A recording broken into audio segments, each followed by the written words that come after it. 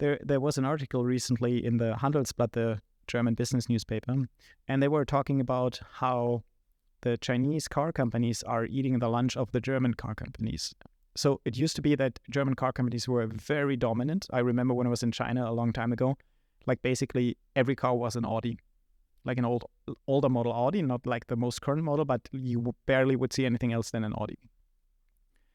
And now there are some Chinese car companies that most Westerners haven't heard of, such as BYD, who are actually quite good, who are like even able to compete with Tesla, right? And so what did this article say? Well, whenever there's a request by customers, the German companies can't deliver, even though it shouldn't be difficult. And the example they gave is that apparently some Chinese citizens want to take a nap in the car, right? During lunch break or whenever, they want to go to their car and take a nap in there.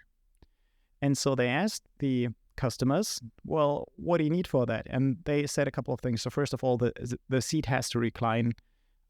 Maybe I can tint the windows so it's darker. Maybe I can set an alarm, right? And they listed a couple of things. And then BYD said, well, if I look at these different components of that request, it's nothing revolutionary, right? Make the seat recline, an alarm clock in a digital car. There's no big deal. But when the German car companies heard of this, it took them months of deliberating, going to committees, talking back to Germany, and then saying, oh, no, we can't do that, and blah, blah, blah, blah, blah, the usual stuff, right? And so they don't implement it. Or they implement it after a year, while the Chinese car companies will just do it immediately, like Tesla style, right? Tesla speed. And so I think people always underestimate this. This violence of action, this speed of execution is absolutely critical, because otherwise you're going to be lost. And I think it was okay in the 60s, but there's not only Tesla anymore. There's so many companies who are hyper agile and very aggressive and move at this quick pace, and the time to be slow is gone. Yeah, once you are successful, it's like Tesla, like he's successful, but he's continuously moving on, achieves new goals, whatever, and doesn't settle, like doesn't rest.